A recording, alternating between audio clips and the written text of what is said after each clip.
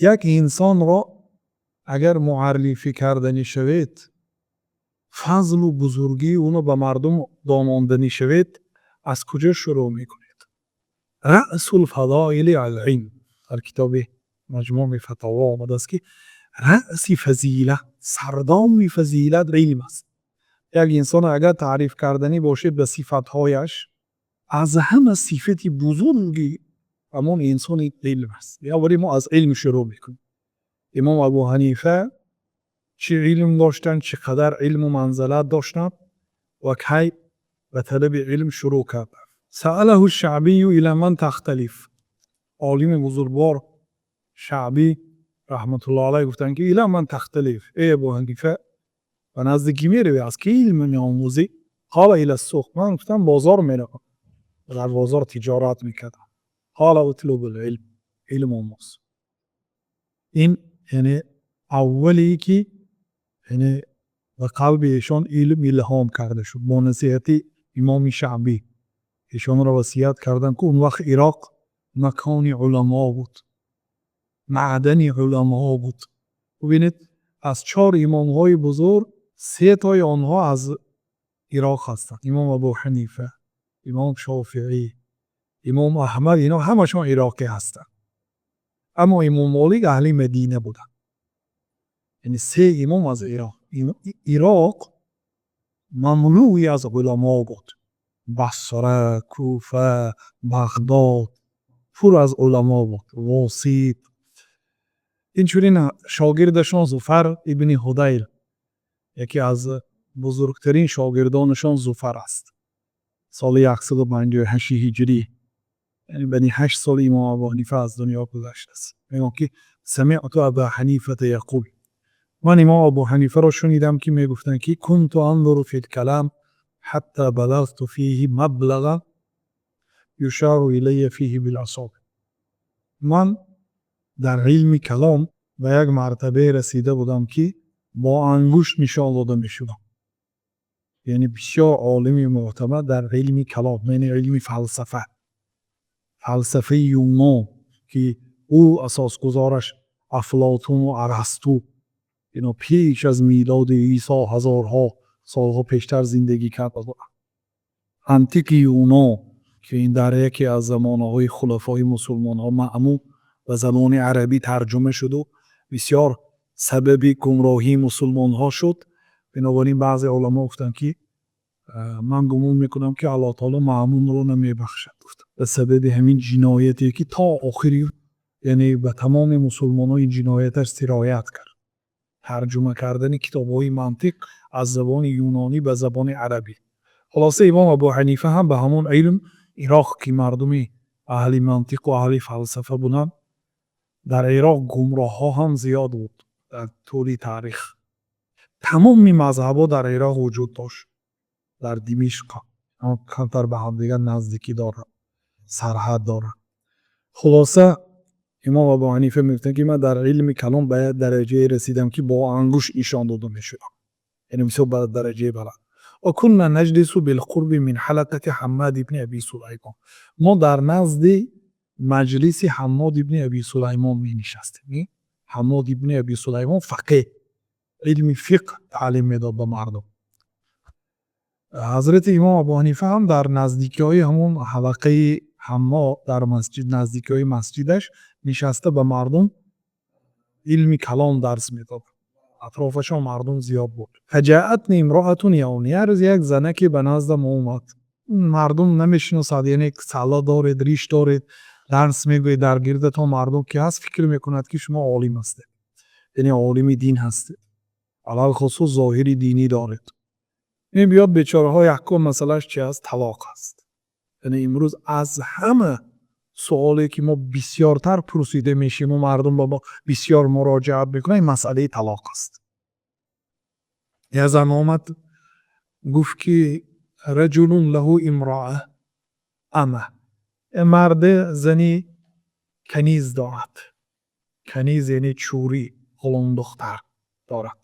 اراد ان یطلقها للسنه، میخواهد اون مرد همین زن خود را طبق سنت پیامبر صلی الله علیه و سلم طلاق دهد.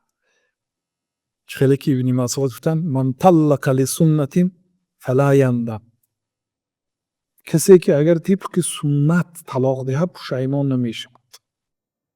طبق سنت کسی طلاق میده دو گناهگار هم نمیشه، پشیمان هم نمیشه، یه روز روایت نمیکابد. همین طبق سنت اگر یه مرد زنش را طلاق دادنی باشد کم یطلقها، چند طلاق دهد؟ فلم ادری ما اقول، من ندانستم چی گویم. این سخن امام ابو حنیفه است، شاگردشان زفر نقل دارد. من ندانستم چی گویم، برای اینکه این ساحه امام ابو حنیفه نبود. امام ابو حنیفه با علم فلسفه منطق علم کلام گفته میشه، با اون مشغول بوده، نه با علم فقه. تخصص امام نبود. فامرتها ان تسأل حمادا، گفتم که را از همین حماد ابن ابی سلیمان بپرس مسئله را.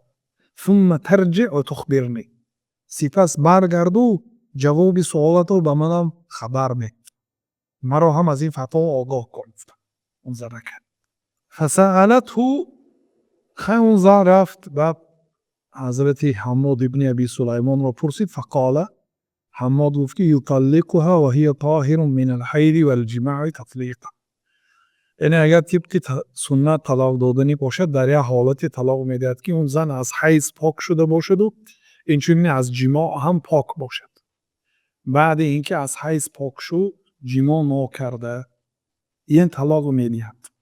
یعنی در حالت حیض طلاق دادن حرام است. بعد اینکه مثلا پاک شده باشد و هم خوابه شده باشد طلاق دادن با حرام است. طبق سنت اگر طلاق دادنی باشد بعد اینکه پاک شد یه طلاق میدهد. ثم یترکها حتی تحید حیضة، سپس تا 2 مراتب دیگر حیض دیدن دست نمیرسد. همیشه در خانه همو شوهر زندگی میکند، 2 حیض دیگر که نشست، یعنی 3 حیض میشه با اون حیض اول.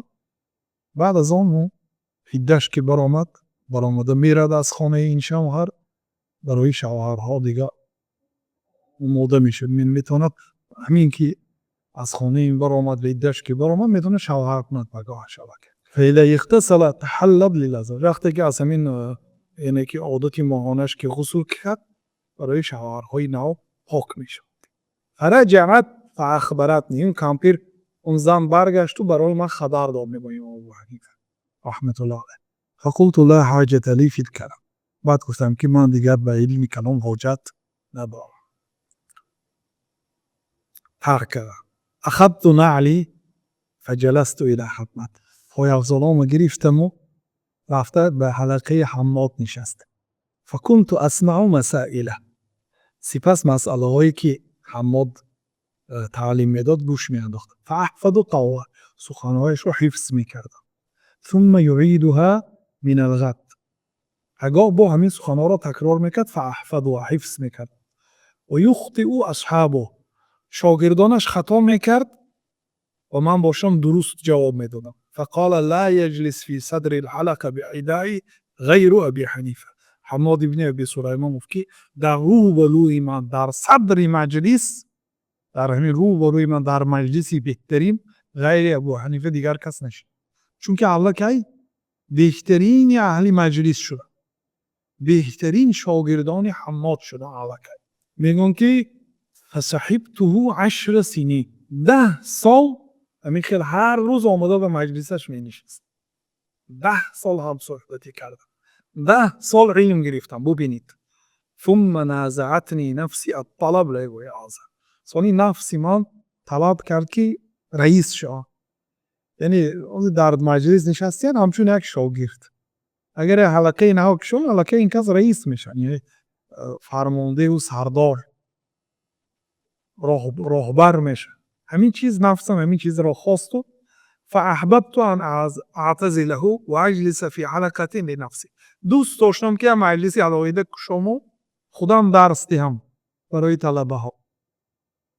یک برادر بود بسیار محبت نسبت اسلام، جان فدایی و اسلام میکرد. در زندان هم همراه نشسته بودیم. بعد او رو فقط نگه علم نداشت، نصیحت میکردم که تو این قدر اسلام را دوست میداری کاش علم میگرفتی. گاه در بعضی مسئله ها بی علم یعنی مناقشه میکرد تا جنگ و جنجال ها می و برای اسلام برای جانش رو هم دادن آماده بود این برادر، لیکن علم نداشت. بنابراین همیشه توصیه میکردم که علم آموز، تو اینقدر اجری ثواب عظیم میخواهی، بهترین عبادت علم است. خب گفت خلاصه به یک کشور سفر کرده است، 3 روز در یک حجره خواند است و 4م روز به نزد یک داملا آمده است که ما یوتیوب میکشیم، اما هر چیزی که آموختیم به وقت حالیف بده. 3 روز علم گرفته، هر که خواسته است به مردم علم ده. ببینید امام ابو حنیفه 10 سال در مجلسی حماد نشستن، بعد این خواستیان که رئیس شوند و به مردم علم دهند. خب دوست داشتم که ترک کنم مجلس حماد را و برای خودم حلقه نو که شما درس دهم به مردم. فخرجت یوما بالعشی و عزمی ان افعل. یک روز بر آمدم بیگاهی تر، قصد کردم که این کارو شروع میکنم، امروز حلقه خودم میکشم و درس شروع میکنم. فلما رأیته لم تطب نفسی ان اعتذره. وقتی که دیدم استاد را، یعنی دلم خوش نشد. لم تطب نفسی، نفسم خوش نشد که وی را ترک کنم. استاد انسان از پدر انسان بهتر است. لقمان حکیم را پرسیدن که برای چی اینقدر استادت را بسیار بزرگ میشماری؟ گفتن که آخه پدر امام حتی از پدرت هم بزرگ میشماری. گفتن پدر امام مرا از آسمان به زمین آورد، یعنی طلبی به سببی به دنیا آمدم. استاد من مرا از زمین به آسمان برآورد، چگونه من او را بزرگ نشمار؟ وقتی که دیدم یعنی در رو بروش نشسته درس دادن رو برای خودم مناسب ندانستم، نفسم خوش نشد. فلم تطب نفسی ان اعتذره. از او گوشه نشینی کردن را نتوانستم. فجاءه تلك اللیل نعی قرابه. ببینید رفته با نشستیم به درس. امام ابو حنیفه خواستن که همین کار رو کنن لیکن نکردم. تقدیر رو بینید که همون شب، عیناً همان شب وقتی که این کار رو نخواستن، یعنی جرأت نکردن، خفه کردن استاد رو نخواستن و رفته به نزد جان نشستن، همان شب خبری مرگ یکی از خویشاوندان حماد آمد. قد مات بالبصره. اون خویششون از مات بصره بود است، اینو در کوفه نشستگی است. بصره هم شهری عراق. خبری خویشاوندشون آمده است، خبری مرگش. و ترک مالا، اون آدم از خودش مال ترک کرده است. ولیس له وارث غیره. غیری همین حماد استاد امام ابو حنیفه دیگر میراثخوار نداشته است. یعنی این کس باید روند میراث گیرند و اینچنین جنازه خوانند. فامرنی ان اجلس مکانه. مرا امر کرد که به مکانش نشین. کمتر صبر کنید، علم رو به خاطر الله گیرید، کمتر صبر کنید. ببینید خود حماد همان شبه که امام ابو حنیفه خواستن مجلسی علاهیده کشاوری نکردند، حماد از این کار بخبر از آن نیتی امام ابو حنیفه. همان روز خبری مرگ خویششون آمد، همان روز امر کردیم ان اجلس مکان، اینکه به مکان من نشینو، یعنی وظیفه به این دادیم به امام ابو حنیفه. جای نشینی حماد الک میتونن که درس ده به مردم، فتوا ده به مردم، به سوالهای مردم جواب بگو. ببینید منصب طلب نکنید، خودش میبیاد. فامرینی ان اجلس مکانه، ما رو امر کردن، یعنی حماد که در مکانش نشینم و درس شروع کنم. فکنت اجیب و اکتب جوابی. وقتی که حماد سفر کردن، فما هو الا ان خرج حتی وردت علیه مسائل لم اسمعها منه. وقتی که حماد سفر کرد یا سوالهای آمد که این سوالها رو من از او نشنیده بود. سوالهای نو، مسئله های نو. یک آدم خودش عالم حساب میکند و به مردم میبراید درس میده، یک سوالهای میبیاد که نمیتونه جواب داده. یک سوال و مسئله های آمد که من این مسئله ها رو بار هم از او نشنیده بودم، یعنی نو. فکنت اجیب، یعنی اجتهاد کرده به سوال ها جواب میدادم. و اکتب جوابی، جواب ها رو می نوشتم. یعنی فلانی به من یک آدم سوال داد، چنین جواب دادم، می نوشتم. فغاب شهرین 2 ماه به همین هم پیشین سفرهایی با شتر بود، سفرهایی با خچیر بود، سفرهای پیاده بود. فغاب شهرین 2 ماه غایب شد، یعنی نآمد. حماد 2 ماه نآمد. ثم قدیم سپس آمد. فعرضت علیه المسائل، اون مسئله هایی که نو بود برای ما، شنیده نبودم و علم نداشتم و با اون مسئله ها جواب دادم. و کانت نحوا من 60 مسئله، 60 مسئله بود. و بینه در مدتی 2 ماه یعنی 60 مسئله آمده است. 60 سوالی که جواب داده نتونست امام ابو حنیفه. یکی جواب دادن از خودشان، اجتهاد کرده جواب دادن و جواب ها را نوشته. فوافقنی فی 40. بعد این کس که نوشته بودم به نشان دادن استاد همین مسئله ها آمد، من از شما نشنیده بودم لیکن من چنین جواب گفتم، آیا جواب هم درست است یا نه؟ فوافقنی فی 40. در 40 مسئلهش با من موافقت کرده، یعنی که در این 40 مسئله درست جواب دادی. و خالفنی فی 20. در 20 مسئله مخالفت کرد با من، یعنی که در این 20 مسئلهش خطا جواب دادی. فعلیت علی نفسی الا افارطه حتی یوم.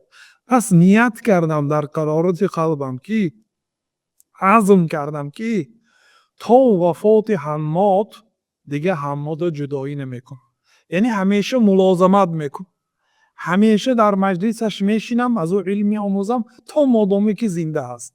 سیر و اعلام نبلا، این در کتاب سیر و اعلام نبلا امام ذهبی رحمت الله علیه نقل کرده از شاگرد امام ابو حنیفه الظفر که نقل از خود امام ابو حنیفه. این اینه که تاریخی روی آوردنشون به علم